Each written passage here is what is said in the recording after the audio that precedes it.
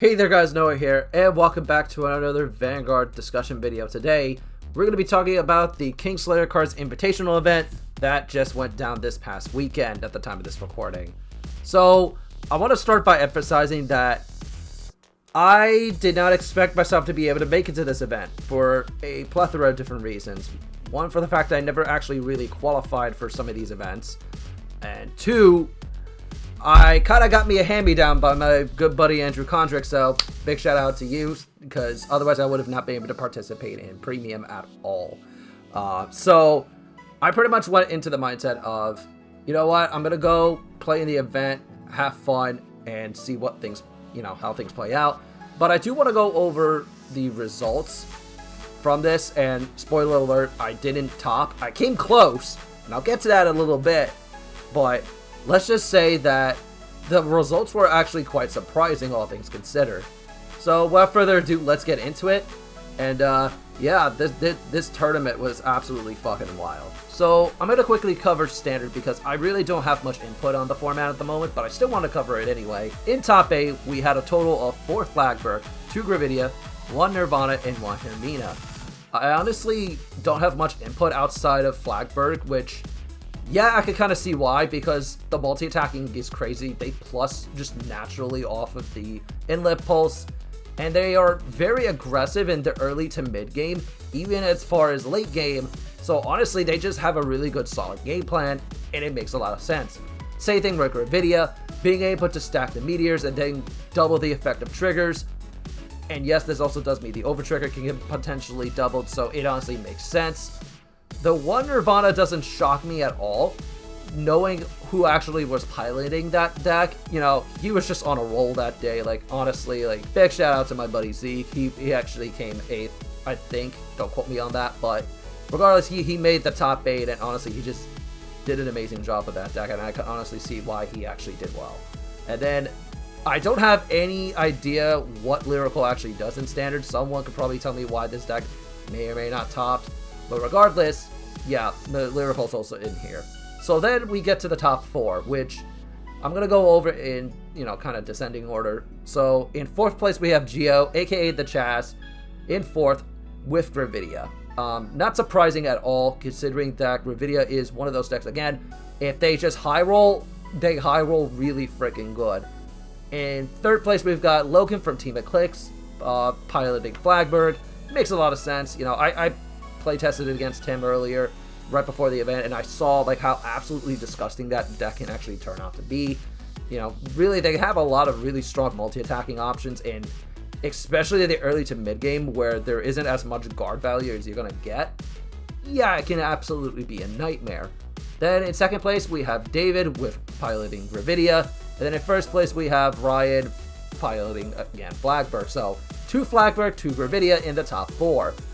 Honestly, I'm not surprised, quite honestly. Gravidia, again, just high rolls, and then Flagberg pretty much also kind of high rolls, but gets multi-attacking, which I do find is interesting.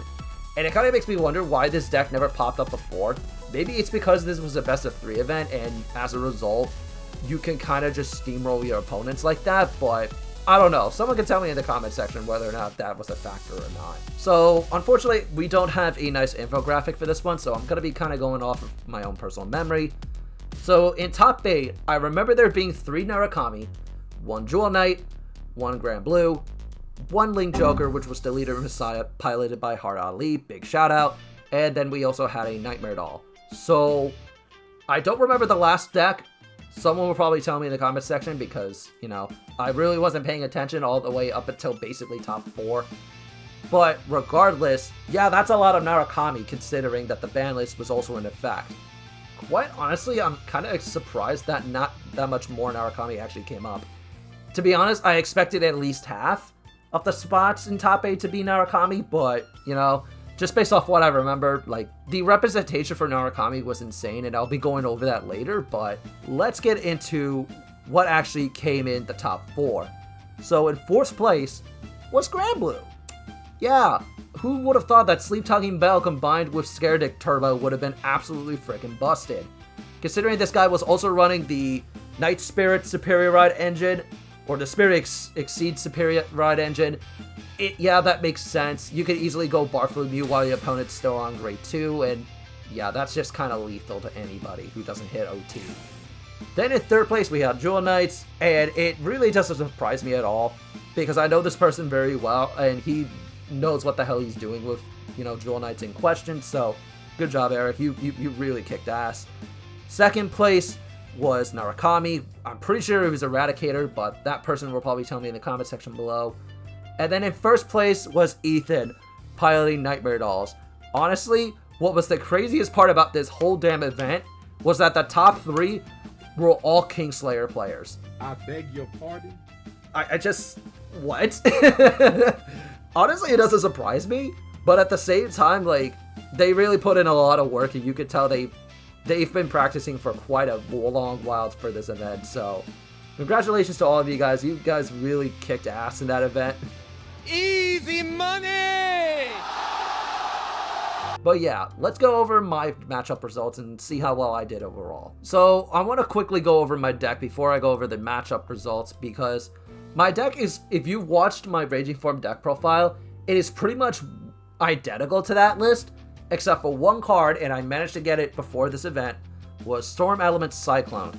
I slept that in as a one-of because really I didn't have any other option I would have wanted to go into, and honestly it's just peak.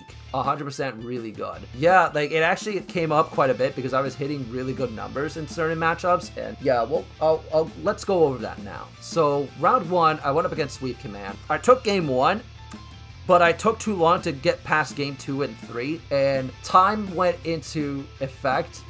We did 0, 1, 2, 3. Pretty much what really killed me was him going into Exterminate, and because we were both tied for damage at that point, I couldn't pressure him enough to a point where even if he went into his huge push turn, I wouldn't have been able to survive, and as a result, I ended up losing. So time's kind of a bitch. So round 2, I go up against my buddy Andrew Kondrick, who's also a member of Team Kingslayer, and he was playing a very awkward V Luard list, and I somehow came on top 2-1. So game 1, it was a bit of a high roll, mostly because I just kept on crit stacking him, and that was just pretty much game over. Game 2, he survived my push turn, and then I straight up died to grade 4 Morfessa, so it was just nothing much I could have done differently there, honestly. I did misplay a bit toward the end of that match. At the same time, though, game 3 made up for that and then some. So this was honestly a very close back and forth. I mid-combo checked Keter Overtrigger, gained enough, hand between the drive checks and everything to survive on his own Morfessa push turn. And then I proceeded to go into my own stride and proceed to win the game from there. And yeah, he was also running a Keter grade 1, which gained power if there wasn't anything in the same column as it. And that was kind of annoying to deal with, especially when he went into Drag Driver, but he said that it wasn't his best work, so I can't blame him. He's just trying to figure out what to do going into Worlds this year. So round 3, I went up against Eradicators. This time it was Valak Saber, and I kind of just murdered the hell out of this guy. I took it 2-1, or 2-0 I should say, and I crit pressured him to death on the first game, pretty much while my opponent was still on grade 2, and that was pretty bad. Then on game 2, I went into my stride turn, I checked OT, gave the power to the rear guard, and then when I did the superior right and swung Raging Form, I checked a crit, gave it to the rear, and my opponent somehow didn't have a G guard in hand, so he couldn't guard it, and he just died. So I took that 2-0. Then round 4 came up, and I went up against Ghosties. I won 2-1. Game 1, he did the superior ride into Spirit Exceed, misplayed on his Bartholomew turn, and I told him he couldn't take it back because it would have changed game state at that point, and he scooped that game.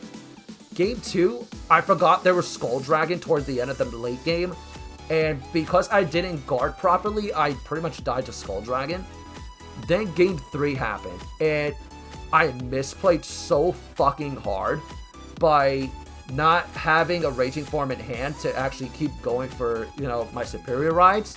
And so I had to actively sit there and hope I checked the OT. So I checked OT, you know, and then I also checked crit. What?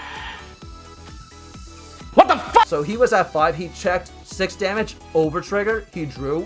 But then he told me after that he was out of heal, so when he took the other damage, he was just dead. And throughout this entire set, he kept on making very obvious misplays, and I had to sit there and basically not rule shark him, but told him that he couldn't do any takebacks at that point, just simply due to the game state. Like, there was really like a lot of plays where he would try to send a mix back into the deck and a few other cards to like basically make it so that way he wouldn't deck out after doing multiple skull navigators, I think it's called. But regardless, that set was very scuffed. I'm not even gonna sugarcoat that. Then we get to round 5, and this was the game. This was the set I need to win to make top 8, but I honestly couldn't.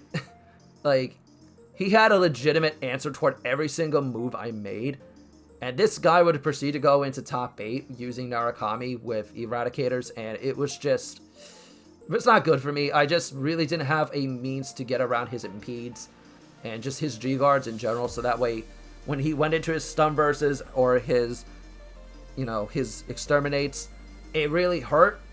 And I didn't see too many raging forms at all, and after a certain point, even when I did see the raging forms, it didn't matter because he would just impede me, and that would be pretty much it. And then what really stunk was the fact that I didn't know there was a certain play I couldn't make until afterwards, until I, you know, kind of was deck building with my buddy Crow for a moment, and he told me about a very broken combo using 2 cards I could have used in it. And I'm not going to tell you what it is, mostly because I've got another event I'm planning on going to, and I want to save that combo for when I make that inevitable video. So I apologize in advance, but if you could put 2 to 2 together, you know, using this deck, let me know what you think it is in the comment section. Overall, I came 15th out of like 40-ish something people. Overall, it was a great time. I had really a lot of fun playing in this event, and it's definitely opened my eyes to like what was the very obvious meta call, because initially I was planning to bring it on Chaos Breaker because it did me so damn good at BCS Duluth. I started to realize, especially after the ban list, that Narukami was just going to be everywhere, and yeah, I was kind of right on the nose. Like, 3 Narukami I faced, and I don't think I would have made it past a single one of them if I was playing Chaos. Not because I don't believe in myself to be able to pilot the deck well, but it is definitely an uphill battle, and kind of the main reason why I'm taking a break from using Link Joker for a bit and going back to Shadow Paladin is simply because throughout the entire event, I felt very confident using Raging Form. Like, say what you will in a best of 1 scenario, like, I just couldn't play optimally, and I didn't know what my options were. But the more I keep playing Raging Form, the more I'm having fun with it, so I'm just going to keep going and piloting that deck. So, before I end this video, I want to go ahead and give a big shout out to Richard Garcia and all the members of Kingslayer Cards for hosting these events over the past year. You guys have been absolutely amazing, and especially being able to come out of the pandemic the way that we did, and being able to consistently host these events, and make it what it actually was at the end of the day. It was truly fantastic, and I can't thank you guys enough. This has been a experience, to say the very least. Being able to go to these events, you know, interact with so many amazing players, you know, not just from Kingslayer, but also Team Eclipse, you know, a few other, you know, noteworthy people who've been consistently topping over the years for both formats. Like, you guys are absolutely amazing, and I can't thank you guys enough for, you know, actually making all this possible. And I know for a fact that deep down that this is only just the beginning, as the next season is actually literally starting up in about a couple weeks at the time of this recording. However, I unfortunately will not be able to take part in these. This is simply due to the fact that I am, for one, kind of burnt out on competitive events for a little while, and so I want to take a break, kind of recuperate, kind of absorb what I've learned over this past year, and put it towards something I know for a fact I'm going to be able to really go for at the end of the year, and that is BCS Manhattan, because Yeah, that is one tournament I'm definitely going to want to go to, considering that at the end of this year, I will be moving to New Jersey. I want to start by saying also that Florida has some of the best card fighters in North America by far. Not just from the people at Kingslayer, not just other teams that have existed in the Florida area. The community here is great. And if you ever have the opportunity to come out to a Kingslayer cards event or even a Crow's Nest in Georgia, definitely go, because those events are absolutely amazing. And I have learned a lot, and I guarantee you, if you actually want to learn how to play standard or premium at a somewhat competitive level before you try to go to a BCS or a Springfest in next year, this would probably be your best way to do it, assuming you're relatively in the area. If I couldn't convince you enough to participate in some of these events over the basically past several months I've been making these kind of videos, then let me put this in perspective, okay? Right before Kingslayer Cards was hosting this big invitational, Florida got hit by a really devastating Category 4 hurricane. Even despite the fact that the roads were probably not the best, and that, let's be honest, some people just couldn't make it out to the event due to this, natural disaster, the representation and how many people actually came out was nothing short of a miracle. And it really comes to show that people, when they're passionate towards something, they're going to do anything to make it so that way they're actually able to do that very specific thing. And for Kingslayer Cards, they have been through a lot this past year.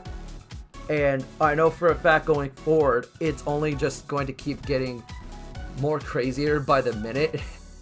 And I'm just looking forward to seeing where it takes them at this point. And I look forward to seeing what happens out of them. I'm going to be definitely trying to cover their events going forward, provided I have actual results to go off of. Because I do think there is a massive difference between a best of 1 and a best of 3. And why it impacts the game state overall. And that is a future video I'm going to be covering. But once again, guys, thank you to everyone at Kingslayer, to Richard, to Andrew, to Crow in particular, who's been helping me out with my list lately. You guys are absolutely amazing. And once again, I can't thank you guys enough. You've really helped me be a better player and want to improve overall. So once again, thank you guys so much. And thanks to all of you who've been very supportive over the last basically year that I've been doing content on this channel. You guys are truly amazing. But with that being said, I'm going to get up out. Thank you guys so much for checking out the video. And until next time, this is Noah, and I'll see you guys later. Bye.